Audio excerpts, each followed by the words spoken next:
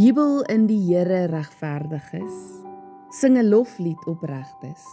Loof die Here met die lier, speel vir hom op die harp, sing vir hom 'n nuwe lied, speel met volle oorgawe, jubel dit uit. Wat die Here sê gebeur, alles wat hy doen staan vas. Hy het geregtigheid en reg lief, die hele wêreld is vol van die Here se troue liefde. Deur die woord van die Here is die hemele gemaak, deur sy bevel al die hemelliggame. Hy het die seewater laat saamkom soos in 'n dam, die groot waters op een plek opgegaar. Die hele aarde moet die Here vrees, al die bewoners van die wêreld moet vir hom ontzag hê. Want hy het gepraat en dit was so. Hy het dit beveel en dit was waar. Die Here veryl die planne van die nasies.